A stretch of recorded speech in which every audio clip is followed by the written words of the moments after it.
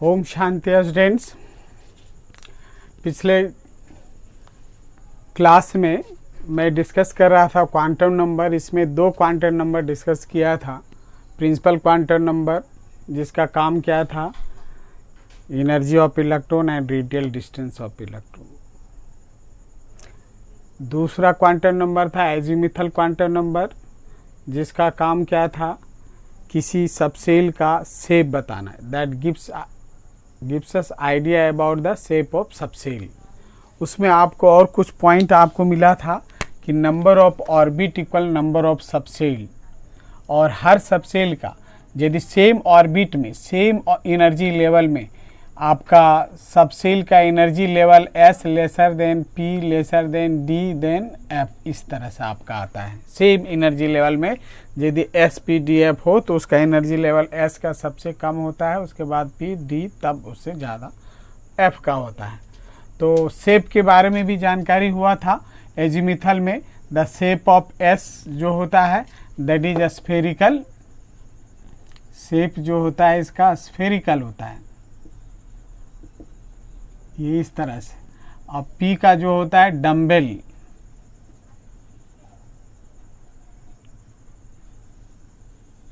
और D का जो आपका था डबल डम्बेल लिख लीजिएगा, नहीं लिखे होंगे तो शेप ऑफ D का डबल डम्बेल। और F जो है आपका कॉम्प्लिकेटेड है, अभी तक इसका ज्योमेट्रिकल फिगर लोग नहीं जान पाया, नाम नहीं दे पाया है, तो आप लिख सकते हैं कॉम्प्लिकेटेड और वेग। कॉम्प्लिकेटेड और वेग क्लियर नहीं है। तो ये आपका शेप के बारे में जानकारी हुआ। और इलेक्ट्रॉन कंटेनिंग जो सबसेल में था, इसमें 2 था, इसमें 6 था, इसमें 10 था, उसके बाद 14 था, और यदि G आपका आएगा तो उसमें आपका 18 हो जाएगा। उसी तरह से आप लिख सकते हैं जिसके टोटल इलेक्ट्रॉन इन सबसेल का वैल्यू जो था 4L + 2 था। टोटल इलेक्ट्रॉन जो है, total electron in subshell 4L + 2 के बराबर आता है। तो किसी का भी आप जान सकते हैं। फिर आप एक पॉइंट और उसमें नोट कर लीजिएगा, angular momentum of electron in subshell. Angular momentum of subshell भी बोल सकते हैं और ऑर्बिटल भी बोल सकते हैं। वो जो वैल्यू होता है that is √L × L + 1 and H/2 पाई के बराबर होता है। ये वैल्यू आपका आएगा एंगुलर मोमेंटम का। तो कमीशन के लिए ऑब्जेक्टिव पर्पस से आप ये सब रिलेशन जान सकते हैं। अब हम लोग आते हैं तीसरे क्वांटम नंबर का, that is the magnetic quantum numbers. तो आपका शेप ऑफ सबसेल आपको पता है। अब आपको इसी का आधार पे आपको मैग्नेटिक क्वांटम नंबर जानेंगे, यानी वो बताता है ओरिएंटेशन ऑफ ऑर्बिटल्स। तो थर्ड आपको मैग्नेटिक क्वांटम नंबर था magnetic quantum number. It is indicated bye, लिख सकते हैं, इट इज इंडिकेटेड बाय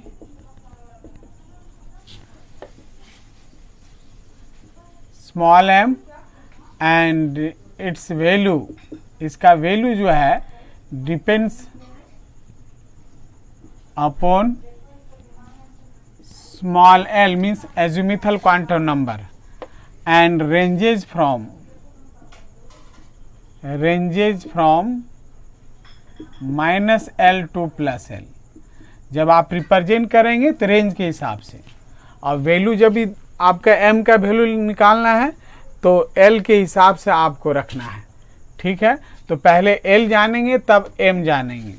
ठीक है, तो अभी हम लोग चलते हैं व्हेन L = 0, चूँकि L 0 से स्टार्ट होता है और N 1 से स्टार्ट होता है, 1 2 3, L 0 टू n-1 के बराबर होता है। तो L0 दैट इज हम S सब सेल इंडिकेट करते हैं, तो m का वैल्यू हम लोग रेंज के हिसाब से चलेंगे -0 टू +0। L का वैल्यू 0 आया तो मैग्नेटिक क्वांटम नंबर निकालना है, तो आपको -0 टू +0, 0 का आगे प्लस माइनस का कोई सिग्निफिकेंस नहीं होता है, तो 0 यानी L0, तो m भी 0 होगा। एंड यहाँ आप लिखेंगे there is only one orientation of S subshell. S subshell का एक ही ओरिएंटेशन होगा, इसलिए आपका इसका शेप स्फेरिकल होता है। अब पहले आप मैग्नेटिक क्वांटम नंबर को फिर से एक बार समझिए।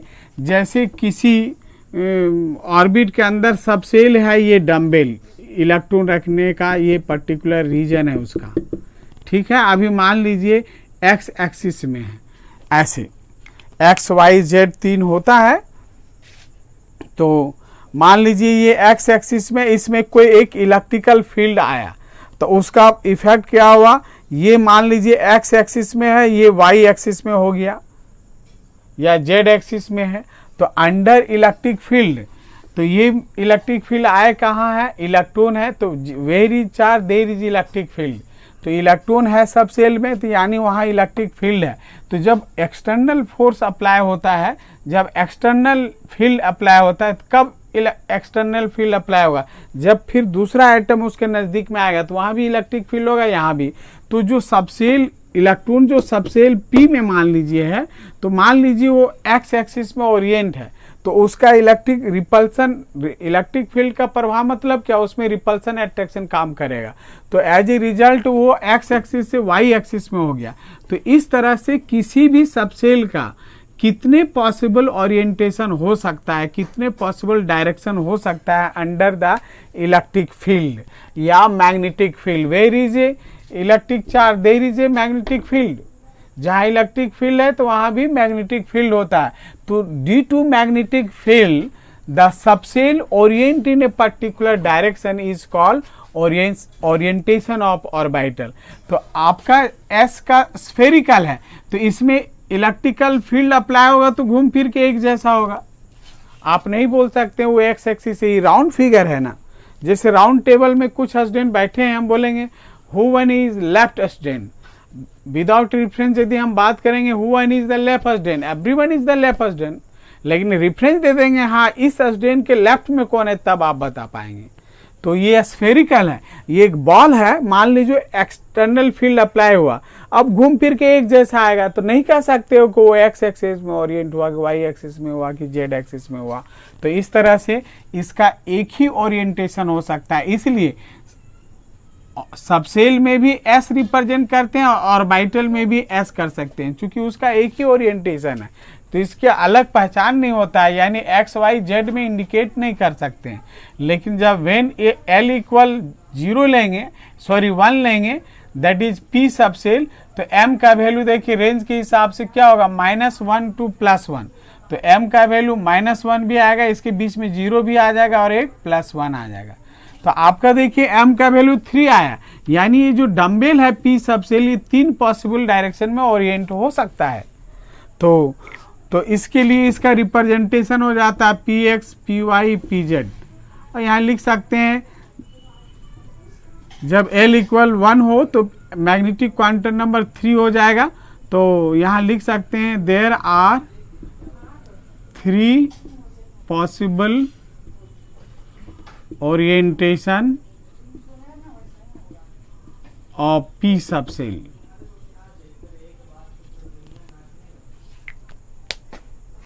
P सबसेल का आपका 3 पॉसिबल ओरिएंटेशन होगा। तो उसका रिप्रेजेंटेशन हमको यहाँ लिए, ग्राफिकल रिप्रेजेंटेशन में मान लीजिए ये एक्स एक्सिस है, ये वाई एक्सिस है, ये जेड, तो ये डम्बेल होता है। तो जब Px का बात करेंगे तो ये वो जो लोब है, आपका इलेक्ट्रॉन रहने वाला रीजन है, जो डम्बेल जिसका शेप है, वो सिर्फ एक्स एक्सिस में रहेगा, तो ये Px हो गया। और उसी तरह से Py वाई एक्सिस में जब रहेगा तो वो Py हो गया, और जेड एक्सिस में ओरिएंट होगा तो हम लोग उसको Pz बोलेंगे। यानी ये जो तुम्हारा ये जो आपका डम्बेल है इस तरह से, ये इस तरह से, ये अभी एक्स एक्सिस में है, ये वाई में हो गया, ये जेड एक्सिस हुआ। जब एक्सटर्नल फील्ड अप्लाई होगा ये एक्स एक्सिस, मान ली यहाँ से एक एक्सटर्नल फील्ड अप्लाई हुआ तो ये वाई एक्सिस हो गया, फिर ज़्यादा हो गया तो जेड एक्सिस हो गया। यही पी सबसेल 3 पॉसिबल डायरेक्शन में ओरिएंट होगा। तो यही है, पी सबसेल है लेकिन P X P Y P Z क्या है, ऑर्बिटल है। तो यही उस वक्त हम बोल रहे थे पिछले क्लास में कि सबसेल एंड ऑर्बिटल में थोड़ा सा फर्क है। पी सबसेल हुआ लेकिन P X P Y P Z क्या हुआ, ऑर्बिटल हुआ। क्योंकि इसमें एक डायरेक्शन पुट हो गया कि ये जो पी सबसेल है वो एक्स एक्सिस में है, पी वाई माने वाई एक्सिस में ओरिएंट है।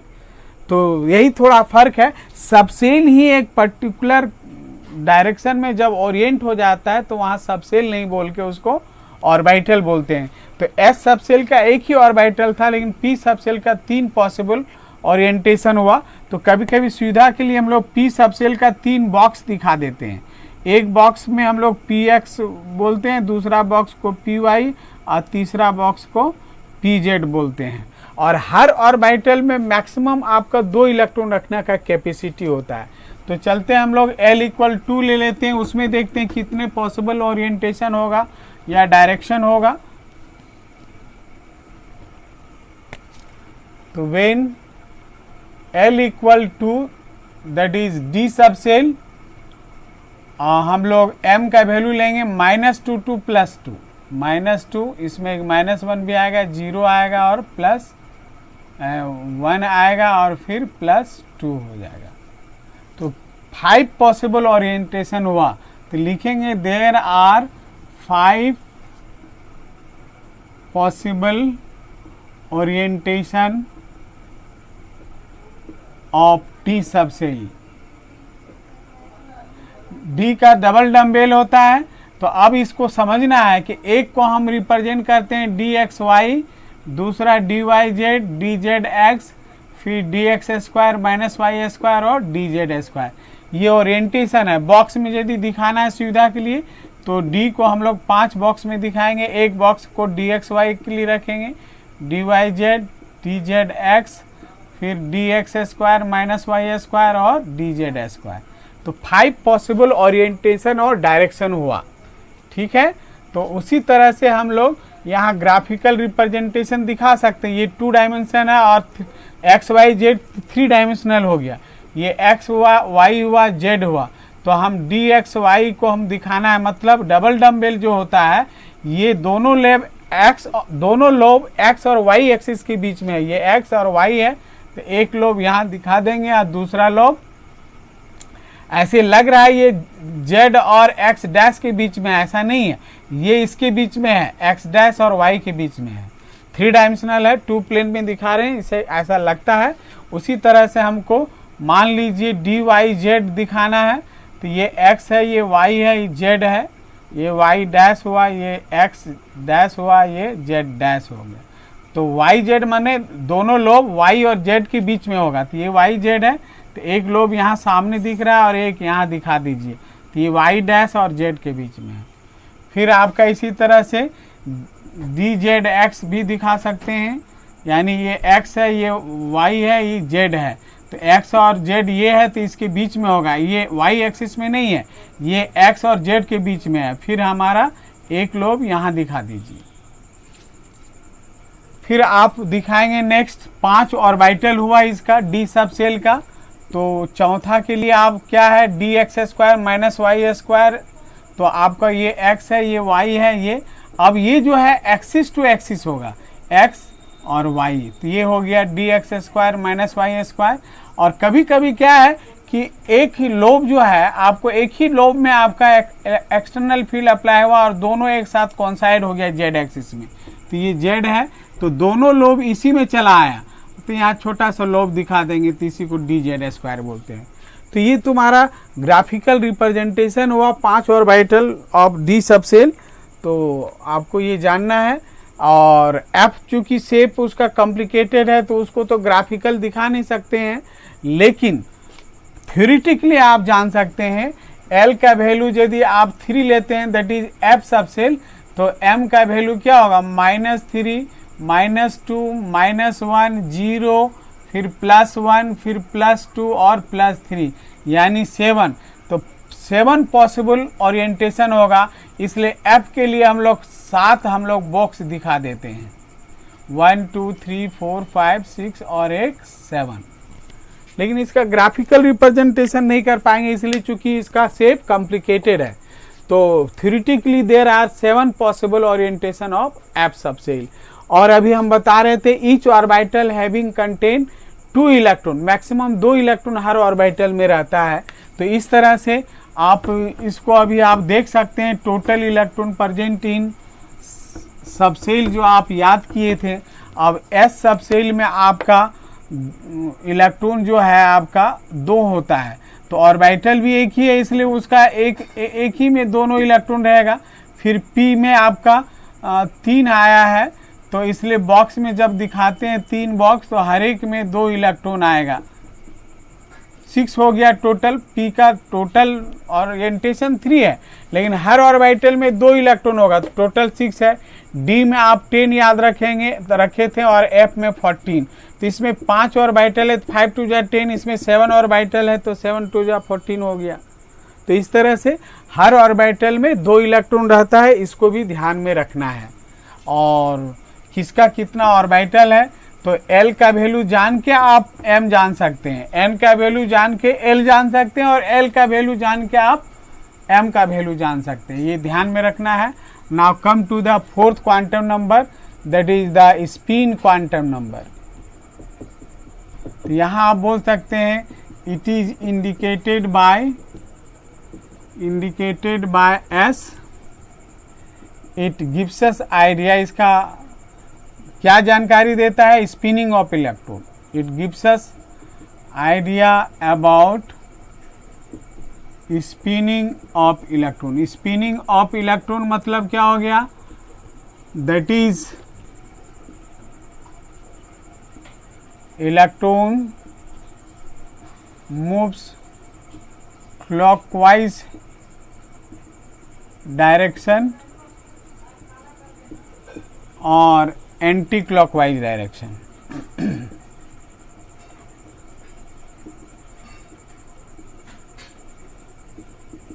तो इसको भी नोट कीजिए एक पॉइंट और, when electron moves clockwise direction, it is indicated by +12 और upward arrow sign. Upward arrow indicate कर देगा क्लॉकवाइज मूव कर रहा है, या उसका +12 आएगा तो वो clockwise. In case of anti clockwise direction, anti clockwise direction, it is indicated by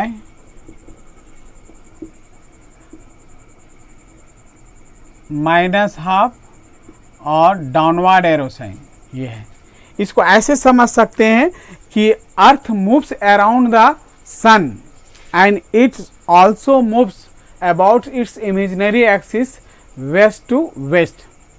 ठीक है, तो उसी तरह से आपको यहाँ आपको समझना है कि electron moves around the nucleus, और इलेक्ट्रॉन भी अपने इमेजिनरी एक्सिस के चारों ओर मूव करता है, या तो क्लॉकवाइज और ये तो इलेक्ट्रॉन इसके चारों ओर मूव करता है, इलेक्ट्रॉन भी अपने एक्सिस के अबाउट क्लॉकवाइज और एंटी क्लॉकवाइज मूव करते रहता है। जैसे अभी आपको बताया कि earth moves around the sun but earth also moves about its imaginary axis. तो सेम इसी तरह से आपको इलेक्ट्रॉन के बारे में जानना है। तो स्पिन क्वांटम नंबर जो आइडिया देता है वो इलेक्ट्रॉन क्लॉकवाइज मूव कर रहा है कि एंटी क्लॉकवाइज, ये डायरेक्शन देता है। तो in this way the quantum number over हो गया। आपको स्टार्टिंग में बताया था क्वांटम नंबर का मेन काम क्या है, इलेक्ट्रॉन का कंप्लीट आइडेंटिफाई करना, कंप्लीट डिस्क्राइब करना। तो डिस्क्राइब क्या करना चाहते हैं, आइडेंटिफाई करना क्या चाहते हैं, जो इलेक्ट्रॉन के बारे में जो क्वेश्चन उठ रहा था बहुत सा, उसका आंसर देने के लिए, उसकी जानकारी के लिए, उसको डिस्क्राइब करने के लिए।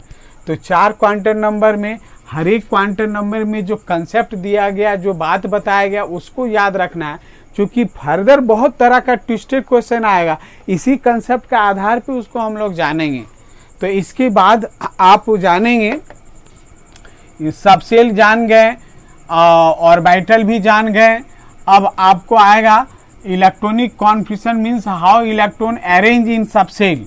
तो नीचे क्लास में जो इलेक्ट्रॉनिक कॉन्फिगरेशन कर रहे थे, आप इलेक्ट्रॉन को के एल एम में डाल रहे थे, ये ऑर्बिट वाइज इलेक्ट्रॉनिक कॉन्फिगरेशन हो जाएगा। वो when electron place in orbit और how electron arrange in the orbit, that is known as orbit wise electronic configuration. लेकिन 11th और 12th में आपको जो इलेक्ट्रॉनिक कॉन्फिगरेशन करेंगे, सबसेल वाइज इलेक्ट्रॉनिक कॉन्फिगरेशन करेंगे, सबसेल वाइज इलेक्ट्रॉनिक कॉन्फिगरेशन। जब orbital में डाल के करेंगे तो ऑर्बिटल वाइज इलेक्ट्रॉनिक कॉन्फिगरेशन है। आगे केमिकल बॉन्डिंग में मॉलिक्यूलर ऑर्बिटल भी सुनेंगे, तो मॉलिक्यूलर ऑर्बिटल में जब इलेक्ट्रॉन डाल के जब अरेंजमेंट करते हैं, शो करते हैं, तो उसको मॉलिक्यूलर वाइज इलेक्ट्रॉनिक कॉन्फिगरेशन हुआ। तो आपके ये बहुत ही इंपॉर्टेंट टॉपिक है electronic configuration, subshell wise electronic configuration. ये बहुत इंपॉर्टेंट है, बहुत जगह इसकी ज़रूरत पड़ेगा। So each and every student must learn to do the electronic configuration. बगैर इसको जाने बहुत सा क्वेश्चन का डिस्कस या डील नहीं कर पाएंगे, इसलिए इसको याद रखना। तो नेक्स्ट जो टॉपिक हम बताने जा रहे हैं, Aufbau principle. On the basis of Aufbau principle we do the electronic configuration subshell wise. तो ऑब्बो प्रिंसिपल हम लोग डिस्कस करने जा रहे हैं, Aufbau principle. Aufbau is German word, कोई साइंटिस्ट का नाम नहीं है, एक जर्मन वर्ड है। Aufbau is German word whose literal meaning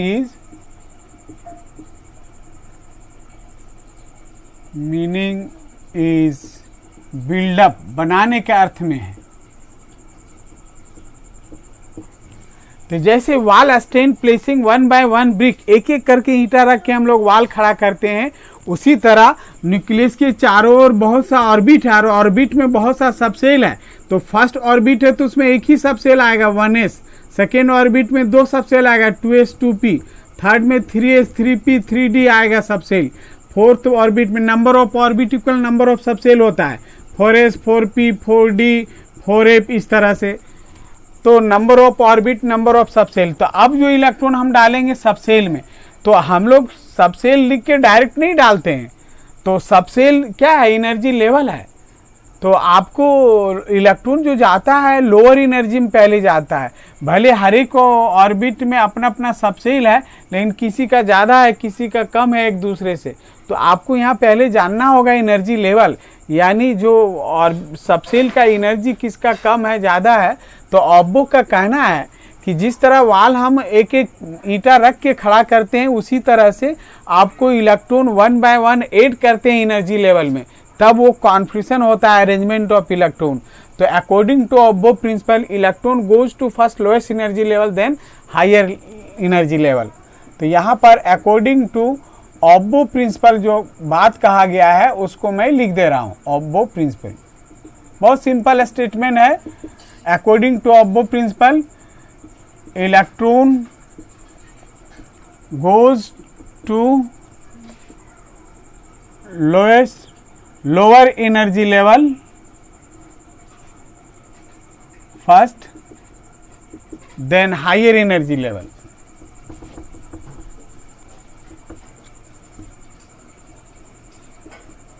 then higher energy level during the electronic configuration, electronic configuration।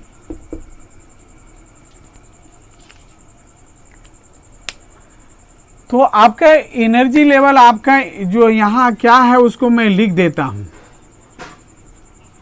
1s lesser than 2s 2p, 3s 3p, 4s then 3d, 4p के बाद 5s,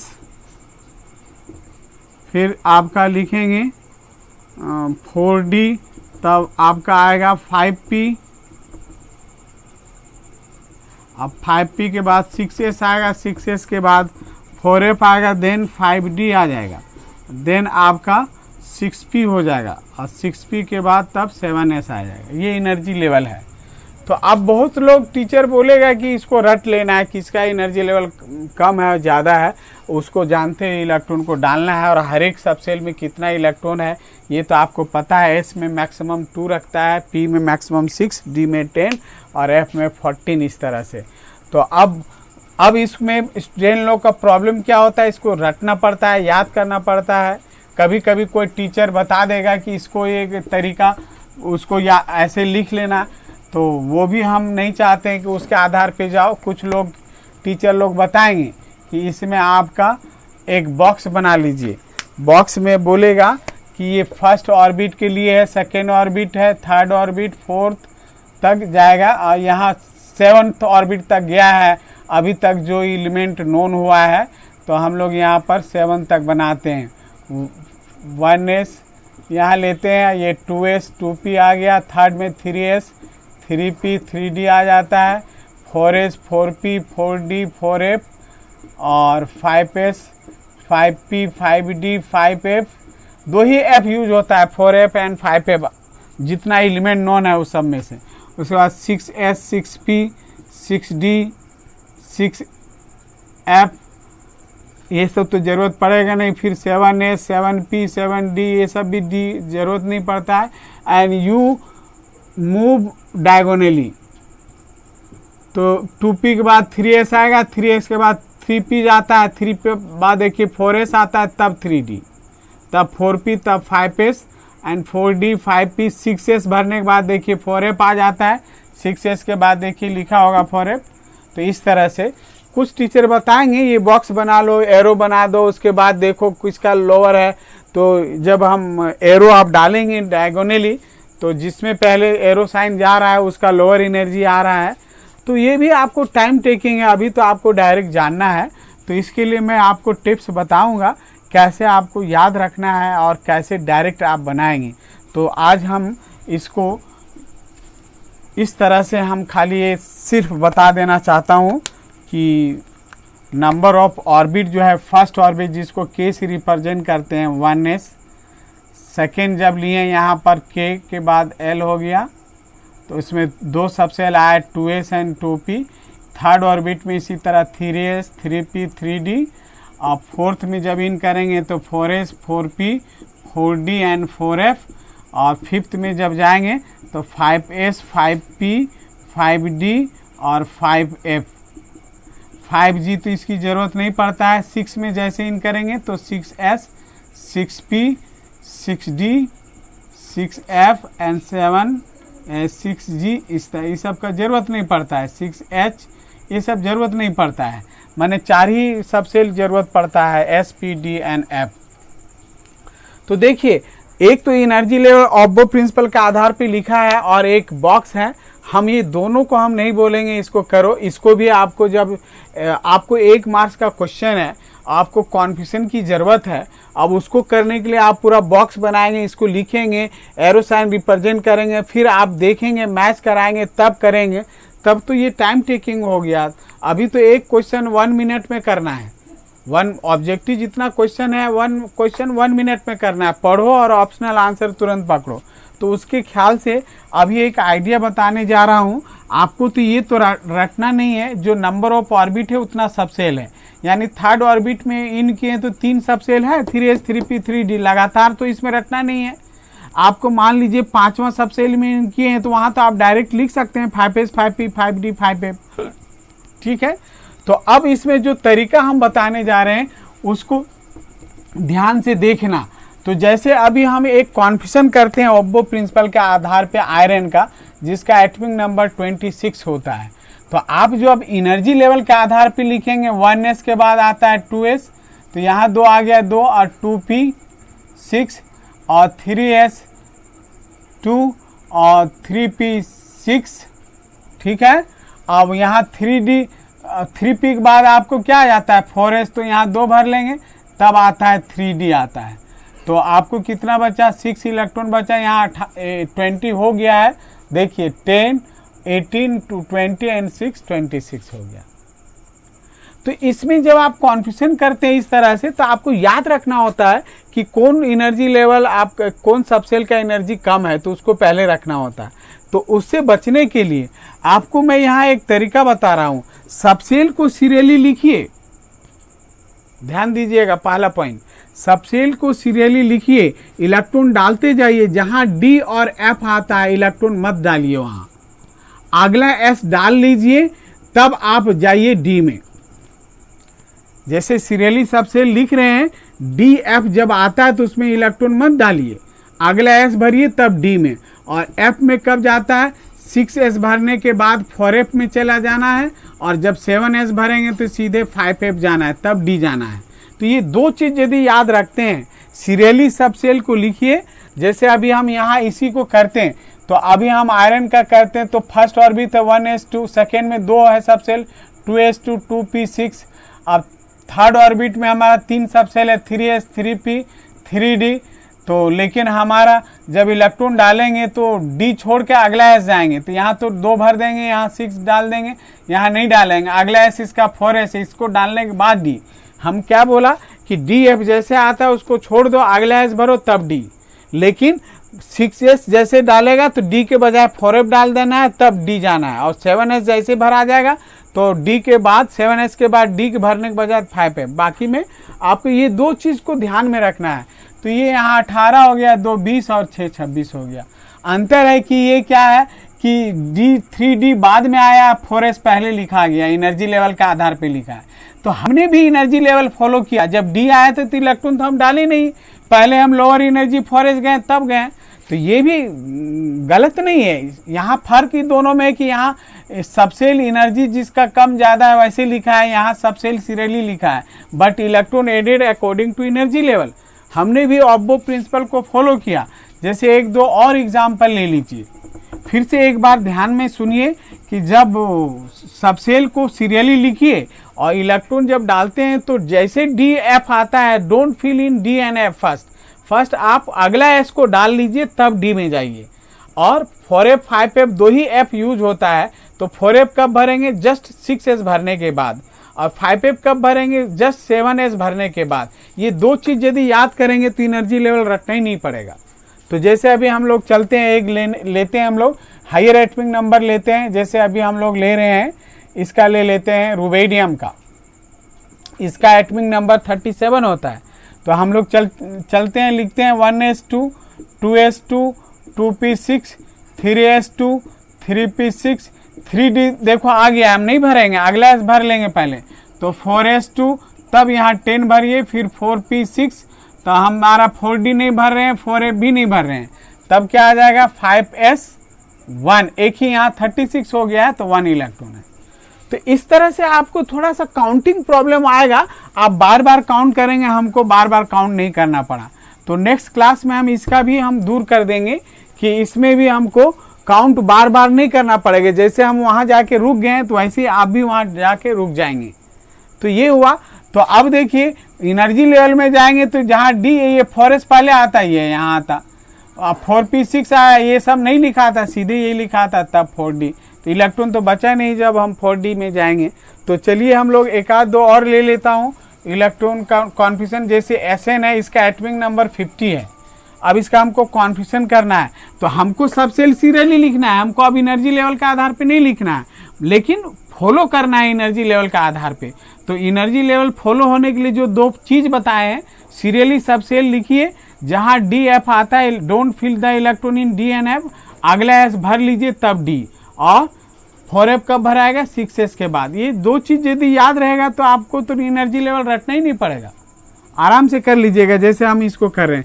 बस एक चीज़ problem अभी आएगा आपका counting problem, तो counting problem भी दूर कर देंगे नेक्स्ट क्लास में। उसके लिए एक टिप्स बताएंगे, उसको थोड़ा सा कर लीजिएगा, तो आराम से हम जैसे करते हैं वैसे आप भी कर लीजिएगा। जैसे 1s2 2s2 2p6 3s2 3p6 3d, देखो हम नहीं भरे। जैसे 50 इलेक्ट्रॉन है, लेकिन हम जानते हैं वहाँ इलेक्ट्रॉन आएगा, लेकिन आदत बनाना है। जैसे डी एफ आता है, डोंट फिल इन दैट, पहला अगला एज भरो तब डी, तो हम आगे ऐसा आएगा 4th ऑर्बिट, तो यहाँ डालेंगे तब यहाँ 10 आ गया, तो 4p6 देखो 4d आ रहा है, 4f आ रहा है, हम नहीं भरेंगे, तो अगला एस हम भर लेंगे, 5s2 हम भरेंगे और यहाँ 10 आ गया, फिर 5p2 देखो यहाँ पर 48 इलेक्ट्रॉन आ चुका है, अब यहाँ 2 आ गया, तो देखिए 50 आप काउंट कर सकते हैं, 4 and 16 और 8 18 and 28 ये 30 हो गया, 36 हो गया, ये 46 हो गया और 48 and 2 50 हो गया। तो इस तरह से आप कॉन्फ्यूजन कर सकते हैं। फिर हम और भी शॉर्टकट तरीका चलेंगे, सारा सबसेल नहीं लिखेंगे, इनर्ट एलिमेंट लिख के करेंगे, तो उसके लिए ये टिप्स जो है आपको ज़्यादा फायदा होगा, क्योंकि जब आप नेक्स्ट क्लास में इसको डिस्कस करेंगे, पहले आप इसको इस तरह का प्रैक्टिस कर लीजिए, फिर नेक्स्ट एक टिप्स बताएंगे, उसमें आप थोड़ा ध्यान दीजिएगा, तो ये काउंटिंग प्रॉब्लम आपका नहीं होगा। जैसे हम जाके वहीं रुक गए, आपको क्या होगा, बार बार काउंट करना होगा, तो टाइम लगेगा, लेकिन आप वहीं जाके स्टॉप हो जाइएगा, आपको मालूम हो जाएगा वहाँ इलेक्ट्रॉन इतना आएगा। ऐसा इसमें टिप्स है, जो जब एटॉमिक नंबर आप जानते हैं तब आप करते हैं। तो जिसको मान लीजिए पीरियोडिक टेबल याद है और उसको एटॉमिक नंबर यदि किसी का नहीं मालूम है, लेकिन उसको पता है ये एलिमेंट किस ग्रुप और पीरियड में है, वो without knowing the atomic number that person can do the electronic configuration. ये भी टिप्स है, तो बाद की बात है, अभी नहीं। जब आप पीरियोडिक टेबल याद कर लेंगे तब हम वो टिप्स बताएंगे।